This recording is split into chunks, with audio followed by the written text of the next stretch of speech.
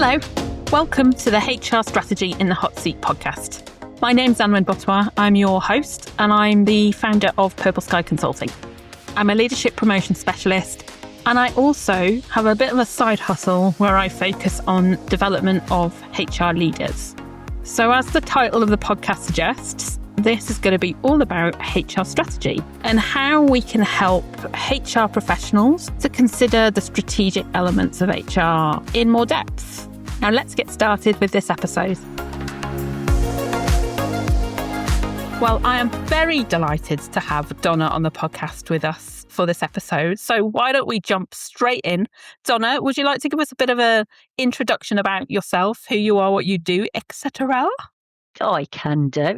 Thank you for having me. It's lovely to be here. So I'm Donna, founder of Learning Partner Solutions, where we recognise that people drive performance. And so it's all about equipping people with the human skills to work well with the people in front of them. So we do a lot of stuff around emotional intelligence, particularly coaching skills, bringing those to life. So not necessarily making everybody a coach, although that is something I support. But yeah, that full spectrum of bringing those really human skills to workplaces. I'm also a wing woman to coaching and training business owners. I loved when I listened to your intro when you said about your side hustle coaching HR leaders. I was like, is wing woman my current side hustle? Should I explain it that way? I don't think that's a bad way of doing it, but I'm definitely seeing lots pop up about you doing that. So so you're working with independent business owners. Yeah, so all of those skills around developing learning that lasts, learning that works well for humans, that's inclusive in every dimension. And growing a business intentionally involves thinking about the human doing that. So lovely opportunity to use all those skills in coaching, mentoring, training, teaching, assessment, supervision, to help people like you and me, Anwen, build businesses that are successful in our own definition of success. Love that. So why don't we dig a little bit more in terms of the learning side of things? What got you into that? What led you into that part of your career? So if you look at my CV, you won't see any traditional specific HR L&D job titles. I got my battle scars right on the front line in operational roles. Best place to get them. Absolutely. And I think it's why I'm so passionate about making sure that the work works for the humans doing it, because that was always where learning and development was happening. So I fell into retail management after leaving university.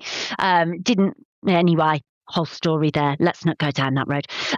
So fell into retail management, worked my way up really, really quickly, was very good at the commercial operations, the day job, but loved playing in the people development space.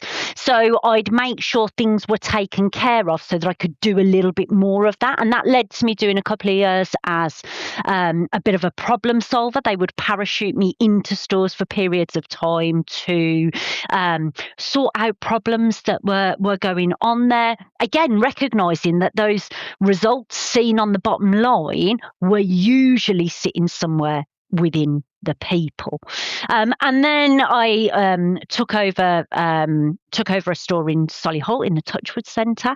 But again, once we'd got that up and running really, really well, it was about getting out, doing store openings across Ireland, being involved in train the trainer for across the company, mentoring new store managers across the area, making sure in my own team that succession pipeline was strong. And I got to go to the L Style Awards in 2005 as one of the best performing store managers in the UK for H&M. Like, wow. It's never the thing I talk about. The thing I talk about is supporting over 40 individuals into and up through various management and leadership positions in the organisations that I worked for. So I knew that learning and development, people development, was what really set my soul on fire. Retail's got a shelf life. If you've ever done it, if you know anybody that's done it, they'll tell you the same. Yeah, mine was about 12 months, Donna, to be honest. So. I did over a decade. So I knew around about the decade mark, I burnt out big time. But you kind of just keep going. Caffeine, nicotine, you just do. I knew I wanted out and I really wanted to be in the people development space. When I started applying for roles, I didn't get anywhere.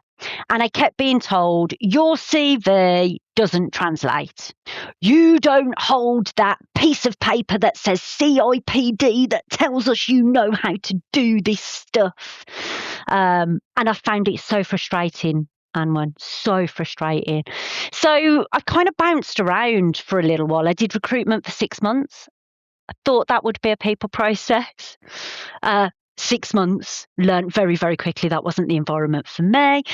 Went into retail cosmetics for a while. That definitely wasn't the environment for me.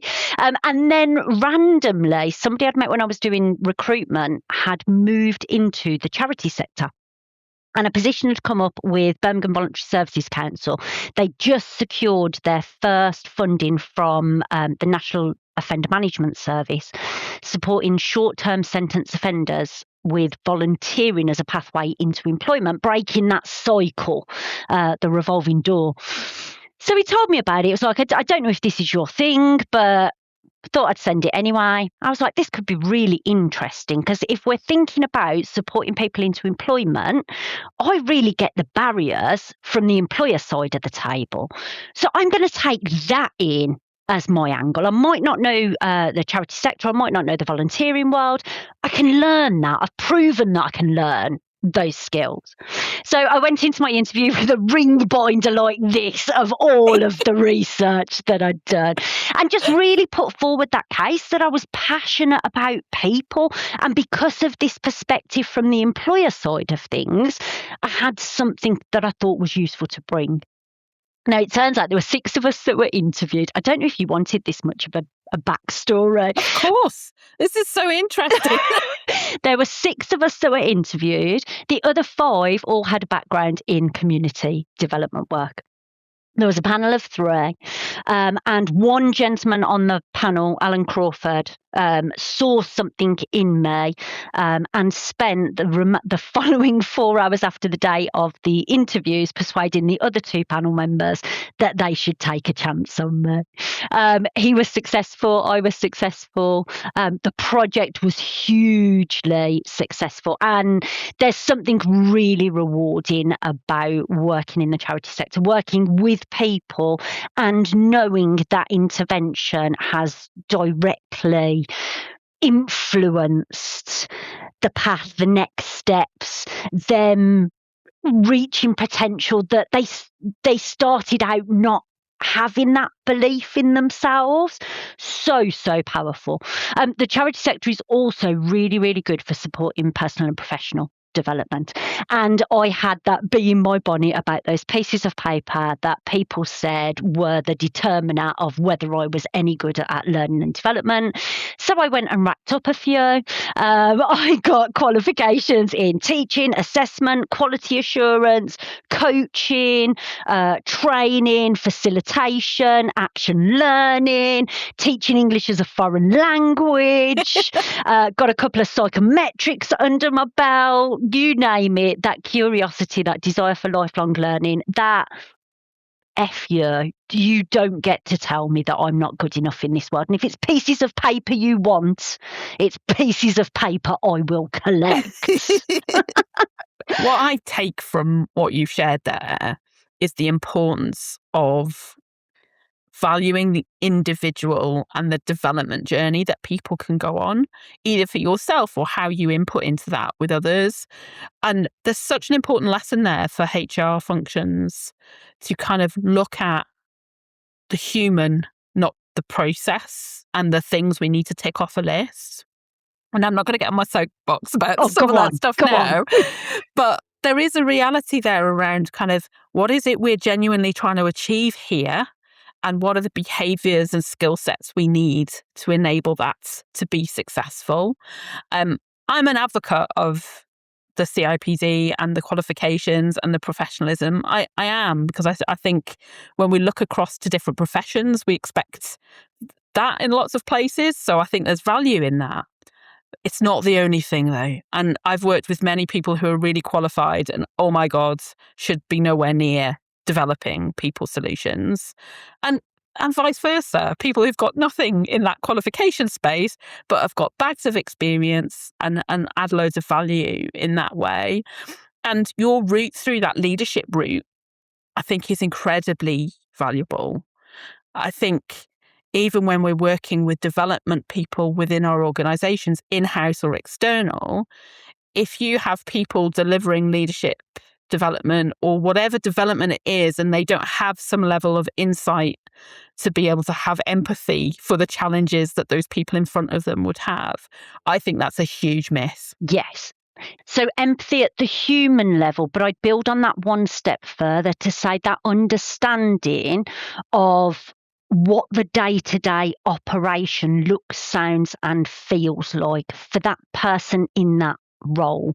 There is no substitute for understanding that and being able to then develop solutions that are intuitive within those spaces, that connect back to why it matters. Like, we're emotional creatures as humans. So the whole thing is a self-serving loop. That understanding is crucial to being able to develop and deploy a suitable solution that's going to return what you need it to for the business value.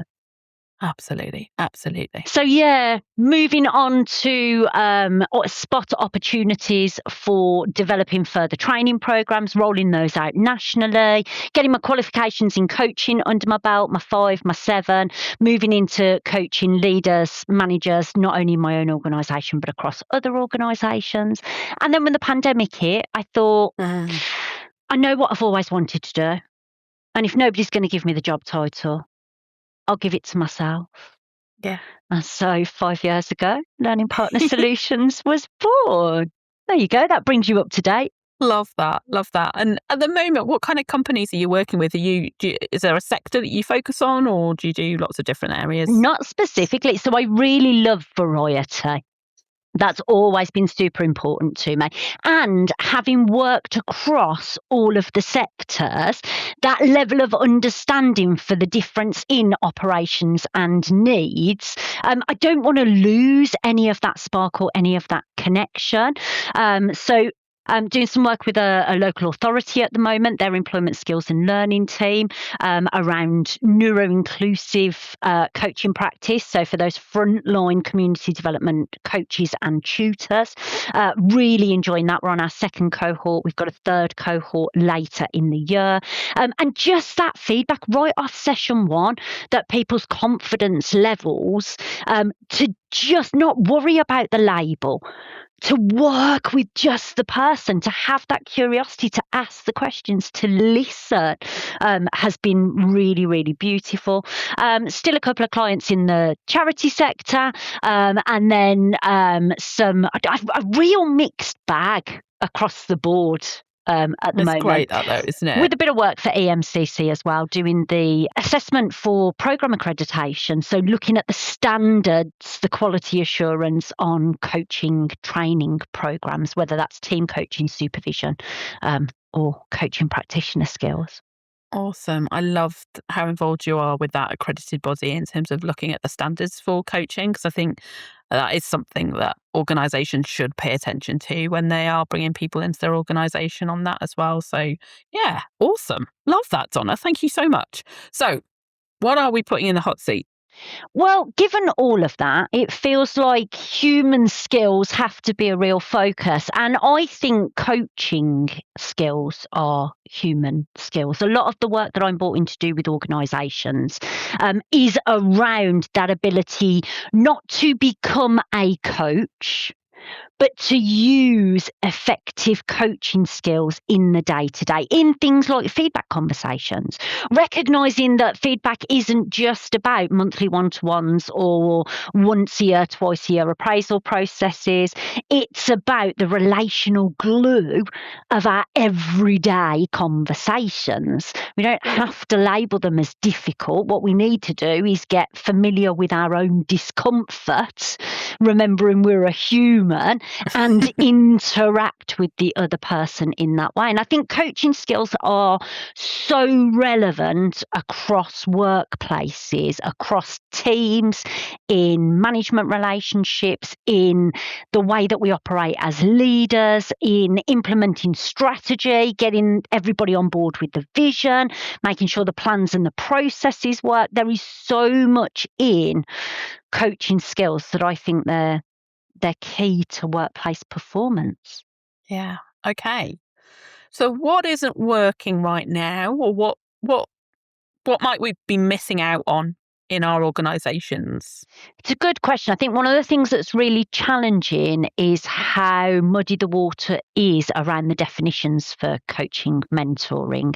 And it's interesting, isn't it? And in coach training at coach school, we're taught to develop our own philosophy. And the best coach training always has that session where you look at all the biases and the lens that are in place as you start to shape that.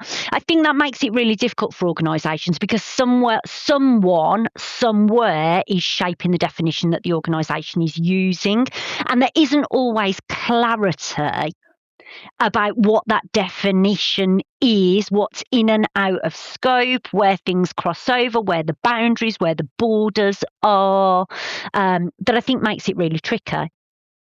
I also think off the back of that, putting coach into people's jobs titles has become a buzzy thing to do, whether that role is coaching or not. And I think that also adds to the confusion.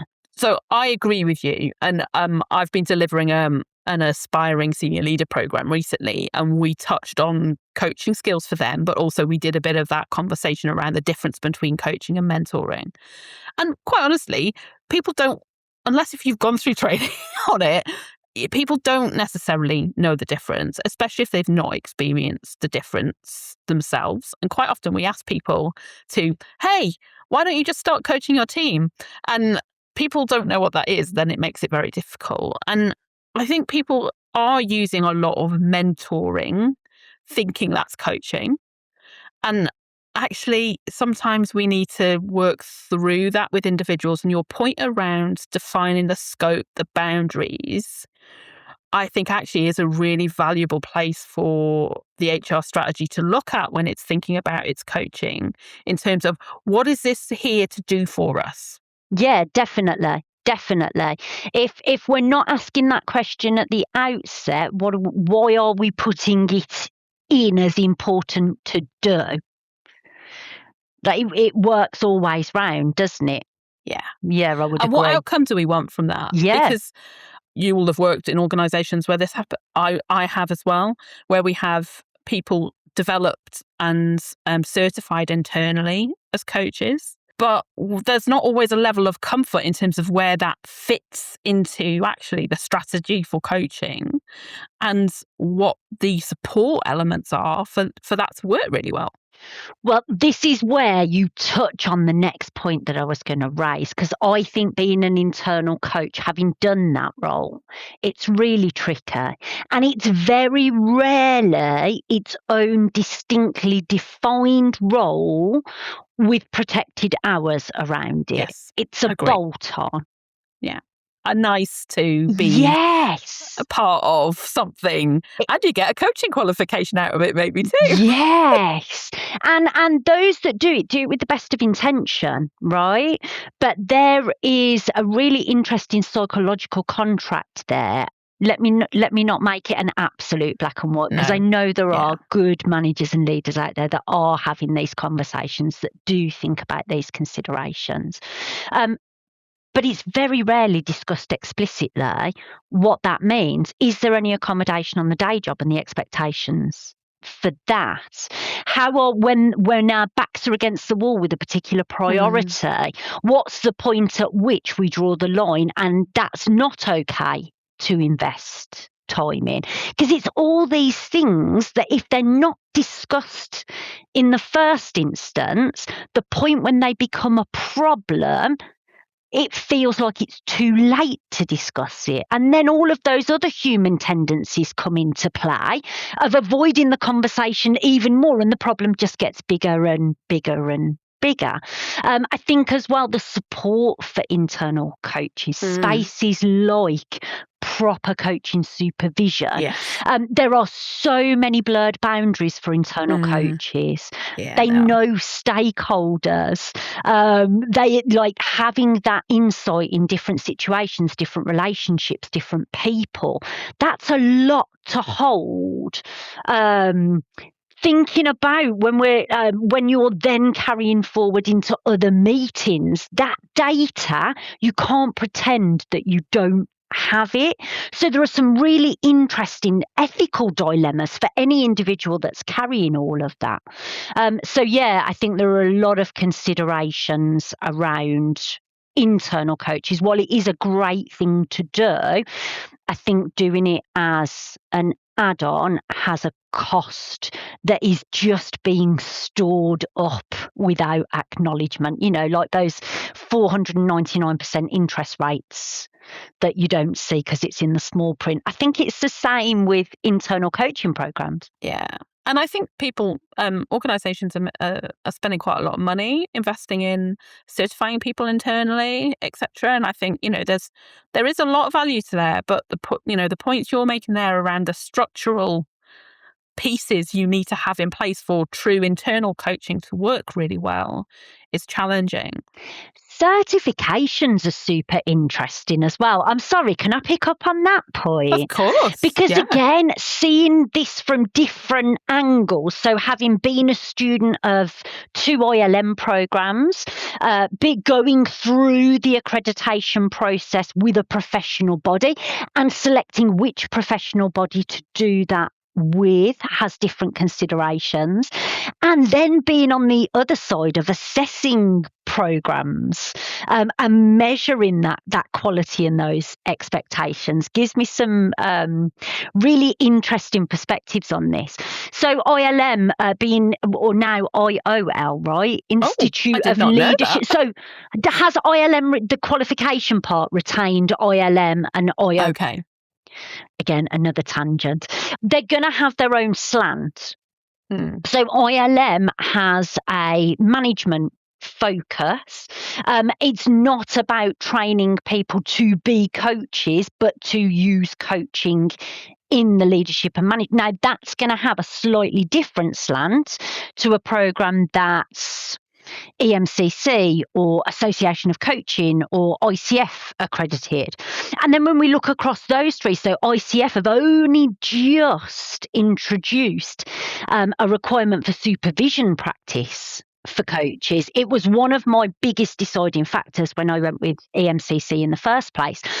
But EMCC is not without fault. When you look at the accreditation process there's a real heavy leaning on the academic and research side of things in progressing through the levels. And if your practice isn't rooted in that direction, that's also going to have an influence. So there'll be those different choices at certification point will influence the type of training, the lens that you're getting through that training. There will also be different requirements for upkeep of that. And again, looking at things like requirements for supervision. So really interestingly, I was looking at a program that has internal coaches and supervision is the requirement. Not only do these coaches do that as a bolt on to their day role, but the expectation is that they will find their own supervision and pay for that themselves. Wow. Okay. But at that point, I'm kind of questioning who's getting what out of this deal, because that feels harsh, right? Yes, definitely. So yeah, lots to think around certification. And are those hoops necessary? Yeah. Going back to what's the purpose of the coaching? What do you want it to achieve? Like, the certificate looks good, it's a shiny badge, it might help us win an award next year. Does it change what happens on the ground and the way people operate? Absolutely. And the impact that you want from coaching, I think, is that core point that you were making there. It might feel like the right thing to do to fund it all internally and to get that set up. You just might not deliver on the outcomes you're actually looking to achieve from coaching. So that's the kind of the more structured, formalized approach. If we go back to this human skills piece, we're talking about taking the coaching away from being a bolt-on to a built-in way of breathing as a leader. And this is an important distinction, isn't it? Because I think where there's that label of internal coach, it is about the person being a coach and having that label.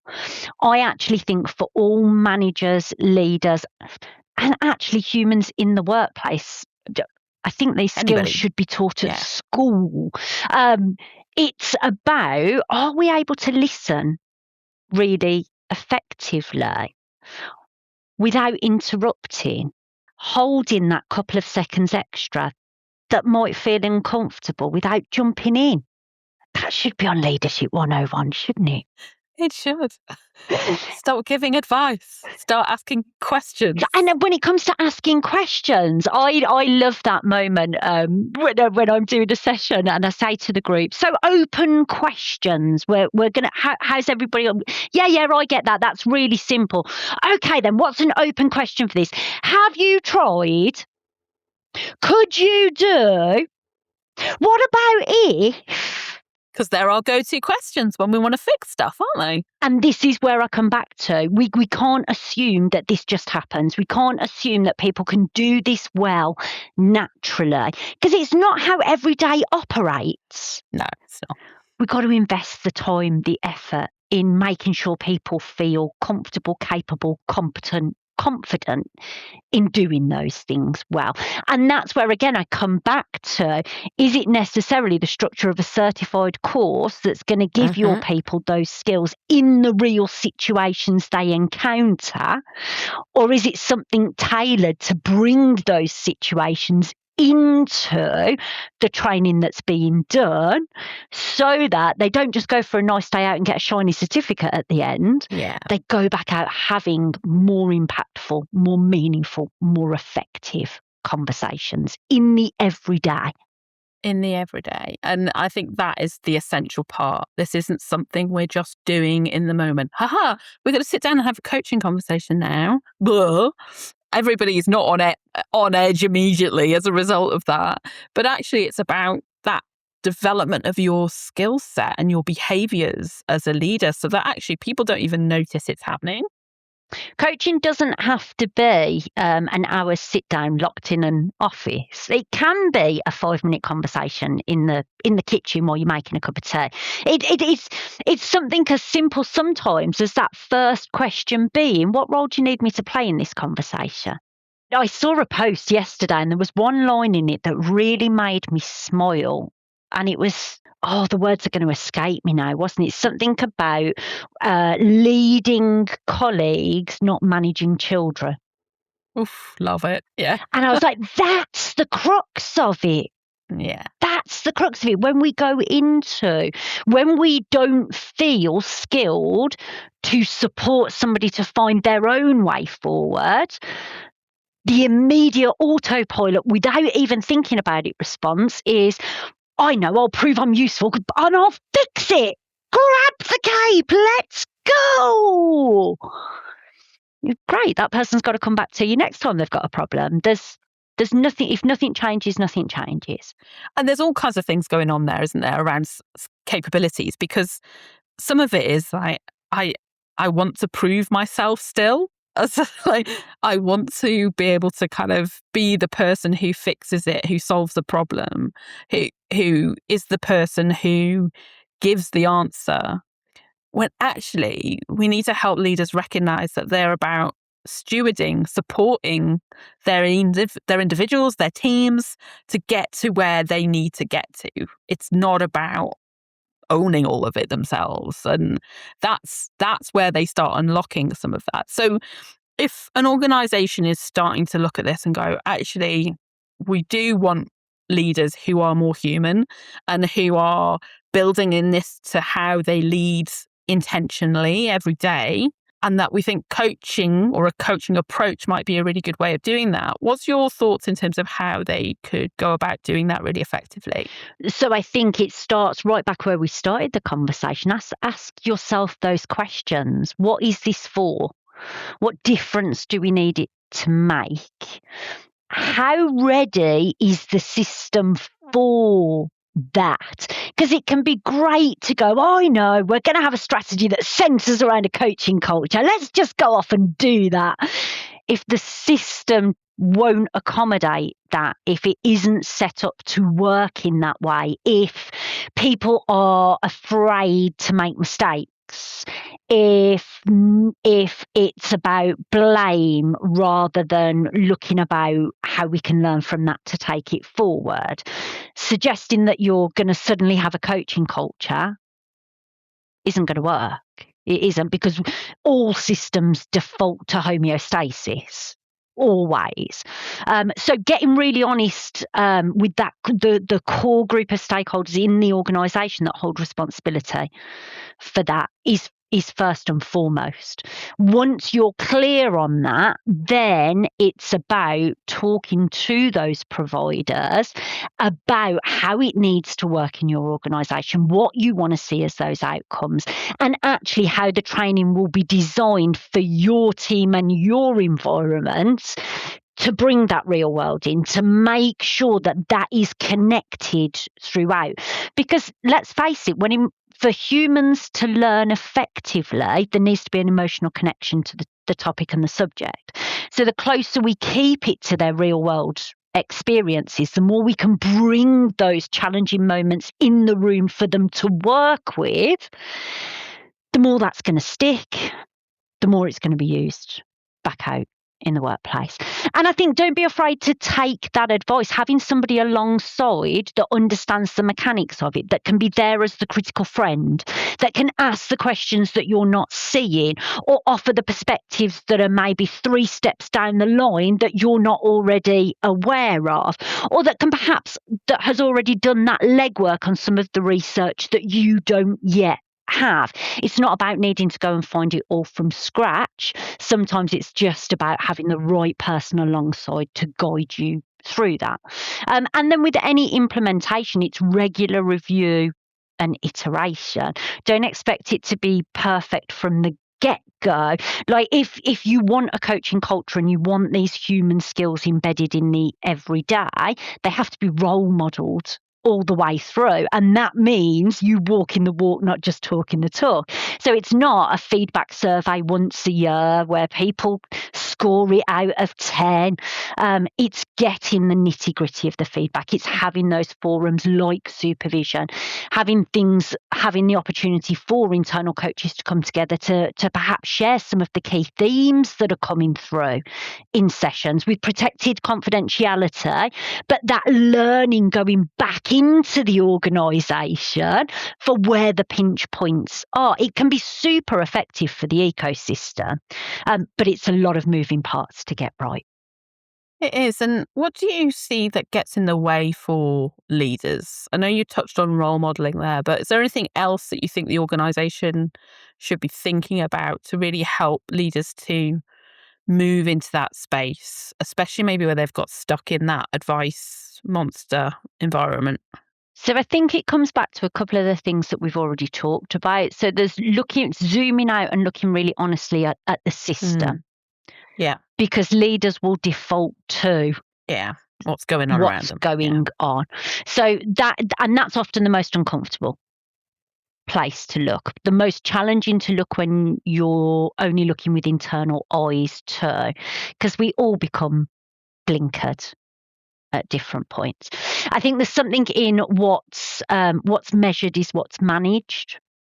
So thinking about your key performance objectives, what is it that managers, what is it being talked about down those line report conversations, because actually that's going to influence whether coaching takes place or not. Are we looking at again that blame something went wrong, or are we looking at it as learning to bring back and to utilize?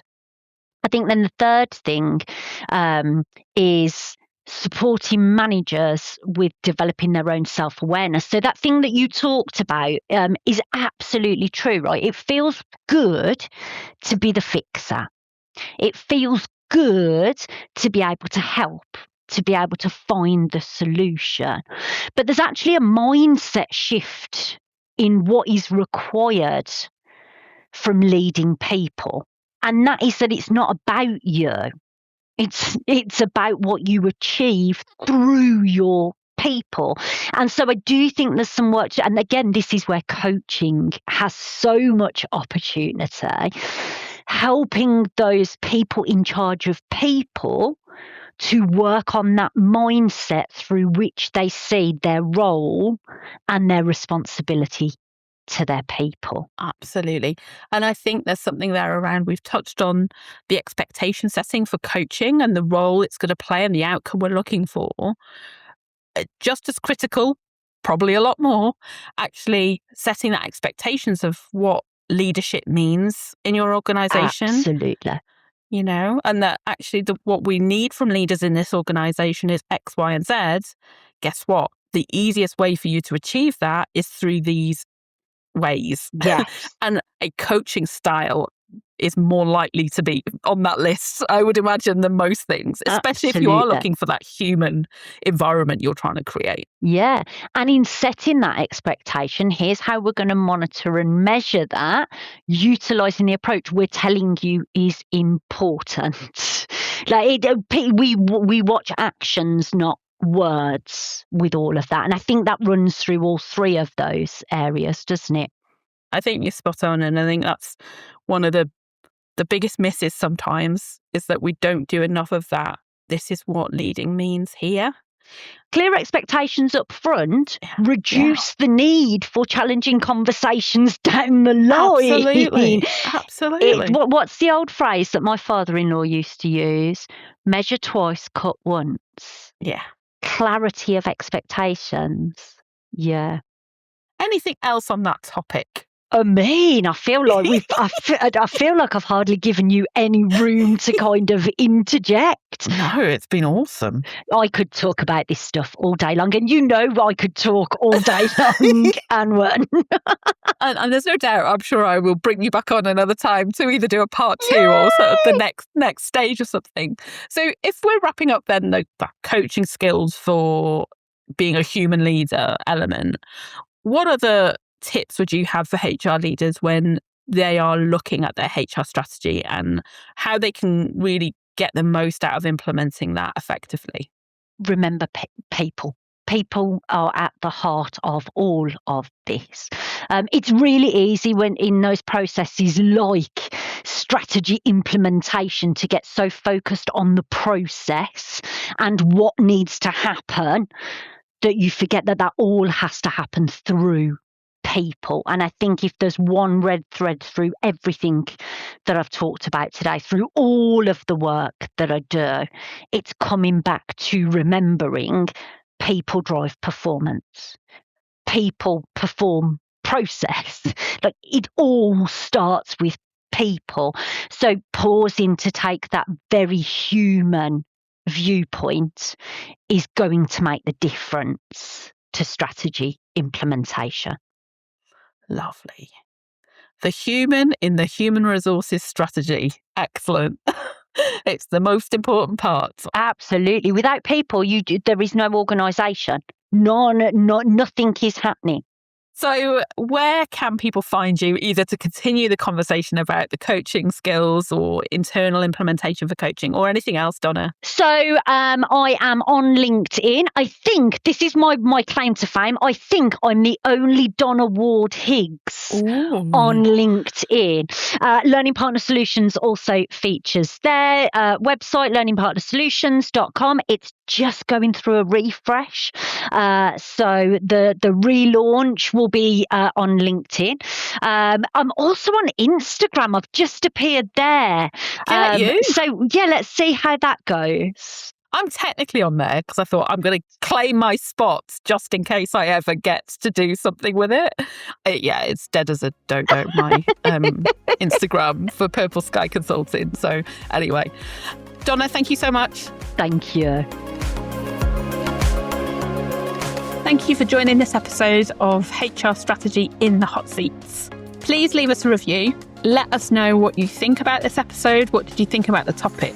If you have any thoughts on topics, themes, questions, guests you'd like me to cover in future episodes, please do let me know. Get in touch with me via LinkedIn or drop me an email at anwen@purpleskyconsulting.co.uk. Hope that you could join us on the next episode and make sure you share this with any of your network too.